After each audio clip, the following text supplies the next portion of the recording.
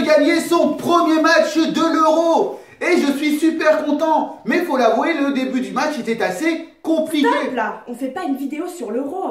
Ah ouais? Bah ouais, toi tu fais des vidéos sur One Piece. Ah. Bah de toute façon, j'y connais absolument que dalle au foot. Bon bah, review hein.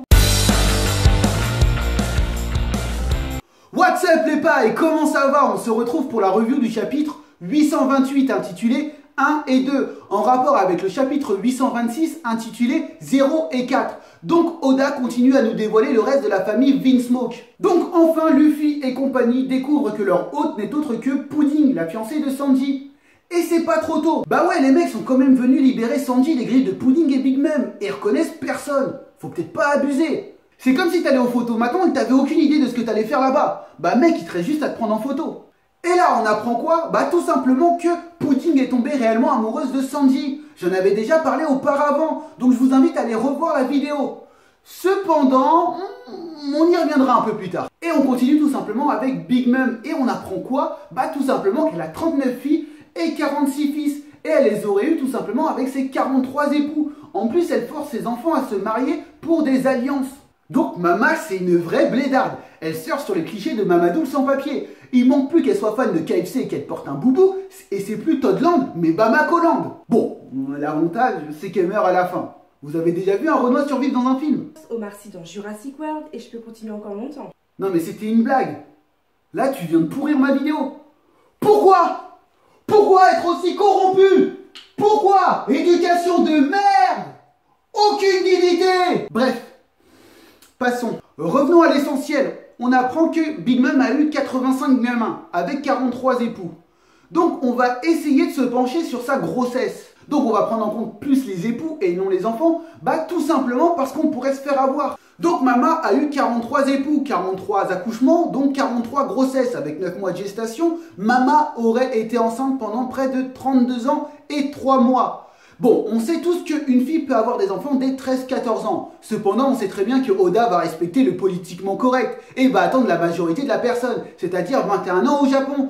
Donc 21 plus 32, donc Mama aurait environ 53 ans minimum. Mais bon, ce calcul est tout simplement faux car il manque énormément de facteurs. Bah si c'est complètement faux, pourquoi tu le fais? Bah tout simplement parce que j'avais envie de le faire et deuxièmement, je te merde. Mais on se doute bien aussi que la vie de pirate est inadéquate avec les joies de la maternité. On a déjà pu le voir plus ou moins avec Goldie Roger, Dragon, même si c'est pas un pirate, c'est un révolutionnaire, c'est tout comme. Et aussi avec les parents de Frankie qui ont quand même jeté leur enfant parce qu'il était trop turbulent. Bah ouais, imaginez une seule seconde, Big Mom se taper avec chacun de ses enfants en train de lui téter le sein. C'est carrément impossible. Et du coup, j'en viens à une petite théorie. Imaginez une seule seconde que ce ne soit pas ses véritables enfants, mais qu'elle les ait adoptés. En fait, elle s'est mariée avec les époux et a adopté les enfants. Du coup, ça pourrait être un peu comme les méchantes belles-mères dans Disney. Par exemple avec Cendrillon ou encore Blanche-Neige. Et j'en passe. Maintenant, revenons à Pudding. Est-elle véritablement amoureuse de Sanji? Eh ben, pour ma part, je ne pense pas. Il y a trop de détails suspects. Premièrement, elle nous décrit Sanji comme sur son avis de recherche. Elle pense même qu'il a des jambes noires. Alors si elle l'avait déjà rencontré, elle aurait compris que c'est tout simplement un surnom. Deuxièmement, elle dit que Sanji a refusé de l'épouser. Mais là, je ne pense qu'elle connaît pas du tout son tempérament. Le mec, quand même, sur l'île des hommes poissons, était capable de mourir tout simplement pour voir Shirahoshi. Il est gueudin. Mais là, ouais, ok d'accord, pourquoi pas, c'est possible quand même. Mais je pense qu'il aurait plus sorti une phrase « Laisse-moi faire le tour du monde et je reviens t'épouser ». Troisièmement, lorsqu'elle parle de Sanji, on ne voit pas de flashback, mais tout simplement une ombre de Sanji. Ça veut dire qu'elle le voit un peu flou, elle ne sait pas trop à quoi il ressemble. Et ce qui m'a mis aussi sur la voie, c'est tout simplement notre ami Nitro la gelée. En effet, celui-ci prend la poudre d'escampette. Et est-il allé renseigner Big Mom ou quelqu'un d'autre? Ça, c'est à voir. Et du coup, la logique voudrait tout simplement que Pudding ait mis une disquette au Mugiwara et qu'elle soit toujours du côté de Big Mom. Mais j'ai une autre idée là-dessus et je vous en ferai part un peu plus tard. Donc continuons avec Pecom, celui-ci a disparu du bateau. Et là, j'ai vu de nombreuses théories. Mais moi, ce qui m'a plus marqué, putain, le mec a quand même gravé sur le Sunny et ça choque personne. Moi, il aurait gravé sur Mary, je serais complètement fou. Ah oui, petit aparté, Mary c'est tout simplement ma voiture. Je l'ai surnommée comme ça, en rapport avec le Vogue Berry, car celle-ci se réparait toute seule. Ouais, donc j'ai vu un peu le parallèle. Bon, la véritable histoire, c'est que je la déposais chez un pote et j'allais le récupérer le lendemain. Du coup, elle était réparée. Mais c'est pas le sujet. Et il y a deux choses à savoir dans la vie. On ne grave pas sur la voiture d'un homme et on ne grave pas sur le bateau d'un pirate. C'est primordial. Bref, il est possible qu'il se soit passé pas mal de choses au niveau de Pecom. En effet, il aurait pu être capturé par les hommes de Big Mom, ou tout simplement il aurait pris la fuite, ou alors il a été tout simplement averti par Aladdin, et après il aurait pris la fuite. Il y a de nombreuses théories possibles. Mais ce qui est intéressant aussi dans tout ça, c'est tout simplement le chemin que trace Pudding pour aider les Mugiwara à atteindre World Cake. Et du coup, ce serait un moyen en plus pour pouvoir naviguer avec les coordonnées des routes poneglyphes. J'avais déjà fait une vidéo là-dessus, je vous laisse revoir. Bon, j'avais trouvé un autre moyen pour pouvoir naviguer, mais c'est pas grave, ça tient toujours quand même. Bon, maintenant, intéressons-nous un peu au cœur du sujet, un peu à la révélation, c'est tout simplement les Vinsmoke. Ichiji aurait une capacité, c'est tout simplement de contrôler les gens, ou plutôt contrôler les esprits. On peut voir qu'il utilise un de ses subordonnés comme mur, mais aussi qu'il arrive à retourner l'arme de son ennemi contre lui. Et ça me fait tout simplement penser à la théorie de l'ordre 66. Ça avait déjà été vu avec Naoya Disatori, Rapace Puissance Flow, et plus récemment avec tout simplement la vidéo du Doc, où il avait parlé de l'ordre 66 qui était un ordre dans le film Star Wars. Et du coup, le fait que Ichiji arrive à contrôler les esprits un peu comme les Jedi, ça pourrait assez bien coller. Mais bon, comme c'est pas véritablement ma théorie, et comme moi je connais pas véritablement bien Star Wars, je laisse aux autres le choix de développer cette théorie. Même si déjà elle a été faite, mais d'aller un peu plus loin même. Mais bon, moi ce qui va m'intéresser, c'est tout simplement l'ennemi de la Germa Double Six. Alors c'est plus ou moins comme ça qu'on prononce, j'ai pas d'accent et rien à carrer. Mais bon, si vous regardez attentivement ce personnage, il ressemble énormément au personnage dans la mini-aventure de Caribou. Et de ce point de vue-là, ça nous fait véritablement penser à des révolutionnaires. Qui dit révolutionnaire, dit dragon. Donc les Vinsmoke pourraient être plus ou moins une épine dans le pied pour les révolutionnaires. En effet, s'ils arrivent à arrêter des guerres qui sont propices pour les révolutionnaires, ça peut poser énormément de problèmes. J'avais déjà fait une théorie du complot là-dessus et je vous invite à les revoir. Bon, j'avoue, je m'étais fait un peu plaisir, j'avais un peu fait le parallèle avec Game of Thrones. Mais bon, ça marche quand même. On peut voir aussi à la fin que Ichiji parle à quelqu'un à travers un Dendenmushi. Alors, qui ça peut être? Je pense plus ou moins à Reiju, sa sœur. Et arrivons dans le cœur du sujet, la mini-théorie de ce chapitre. Je pense pour ma part que Pudding joue un double jeu. Mais pas seulement vis-à-vis des Mugiwara, mais aussi au niveau de Big Mom. Donc avant de commencer cette théorie, j'ai aussi envie de vous dire que je suis en plein dans la saison 6 de Game of Thrones. Du coup, trahison, complot, meurtre, inceste, viol. Bon non, pas viol, c'est dégueulasse, inceste aussi. Mais enfin bref, je les vois partout. Du coup, vous allez voir que ma théorie est beaucoup inspirée de ça. Et si je vous dis ça, c'est tout simplement que je vais argumenter. Car pour moi, il y a plein de détails assez suspects. Premièrement, Pudding, lorsqu'elle parle au Mugiwara, dit que l'une de ses sœurs est partie en mer chercher l'amour. Alors on pense tous à Lola. Mais ça peut ne pas être Lola. Mais si c'est Lola, c'est complètement incohérent. En effet, souvenez-vous de Thriller Bark. Lola ne courait pas après l'amour, mais demandait à n'importe qui de se marier avec elle. Donc, elle recherchait pas l'amour, mais la sécurité du mariage.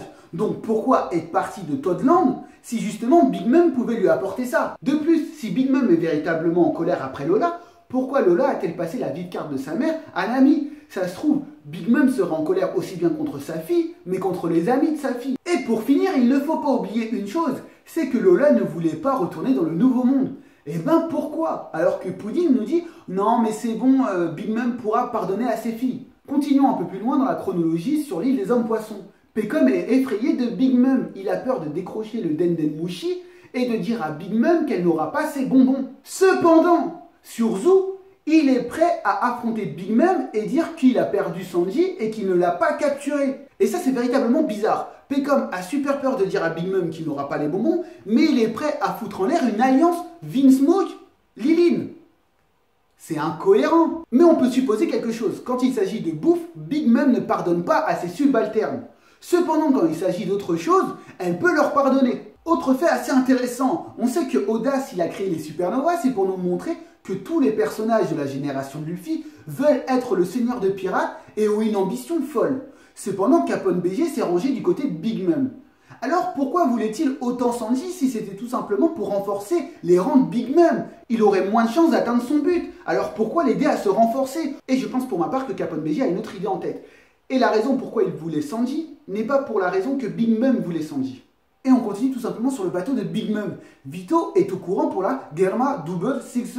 Il est fan d'eux, donc on peut supposer qu'il savait pour les tourbillons au niveau des sourcils. Et ce qui est assez marrant, c'est quand il raconte l'histoire de Sora, il utilise plus ou moins les mêmes images, les mêmes caractéristiques des personnages Ichi, Niji Et Reiju, ça voudrait peut-être dire qu'il les a déjà rencontrés.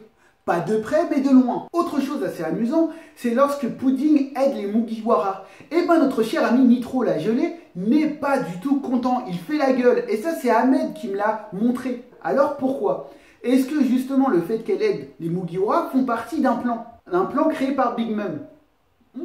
Je ne pense pas. On voit aussi Reiju tout simplement aider Luffy avec le poison. La logique voudrait tout simplement qu'elle l'ait aidé en rapport avec son frère et le fait qu'il s'est occupé de son frère. Cependant, dans le dernier chapitre, on apprend que les deux frères ne peuvent pas du tout blairer Sanji. Et je pense que Reiju non plus, car celui-ci a quitté le domicile familial.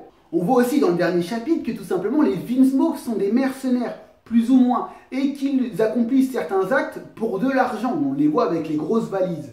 Et pour finir, Oda essaie de nous faire oublier une certaine question, et je ne retomberai pas dans son piège du chapitre 815, où on ne savait pas pourquoi justement Momo et Kinemon voulaient aller sur Zou. Alors je me suis posé la question, pourquoi c'est Sanji qui doit se marier et pourquoi pas un autre de ses frères? Donc voilà plus précisément ma théorie. Je pense que Pudding a fait une alliance tout simplement avec Capone BG, mais aussi avec les Vinsmoke, tout simplement pour détrôner Big Mom. Souvenez-vous de ce que nous dit tout simplement Law. Law nous dit bien que pour atteindre un Yonkou, c'est carrément difficile, tellement qu'il a d'hommes avec lui. Alors comment faire rentrer quelqu'un pour atteindre directement la tête d'un Yonkou? Eh ben c'est tout simplement utiliser un cheval de Troie. Et quel cheval de Troie meilleur que le mariage? Et le fait que Sanji soit utilisé pour le mariage, c'est tout simplement parce qu'il est une pièce sacrifiable. En effet, si Big Mom le prend en otage, ils en ont rien à carrer. Il est parti de la famille Vinsmoke depuis longtemps. Donc je pense que Pudding s'est allié avec les Vinsmoke en contrepartie d'un peu d'argent, voire même de terre, pour avoir la tête de Big Mom. Car Big Mom, si on se réfère à Pecom, comme quoi il avait le courage d'affronter Big Mom juste pour lui dire que justement il n'a pas capturé Sanji, on peut penser qu'elle n'en a rien à carrer de ce mariage. Elle, ce qui l'intéresse, c'est tout simplement la bouffe. Et quelqu'un aurait pu tout simplement lui insuffler l'idée de ce mariage. Et pourquoi pas ce serait Capone BG, car Vito est bel et bien au courant de la Germa Double Six. Et on a l'impression qu'il l'a déjà rencontré. Donc c'est possible que Capone BG les a déjà rencontrés lui aussi. Donc tout ça se passerait pendant le mariage. Et ça ferait un peu comme Game of Thrones, les noces rouges. Justement, il y aurait une trahison pile poil au niveau du mariage. Donc pour finir, je pense que Pudding s'est allié avec Capone BG, mais aussi avec les Vinsmoke, tout simplement pour détrôner Big Mom. Et Luffy et compagnie sont tout simplement un leurre, alors que Big Mom va tout simplement concentrer ses efforts sur Luffy et le reste de la team. En fait, les Vinsmoke vont lui la mettre par derrière.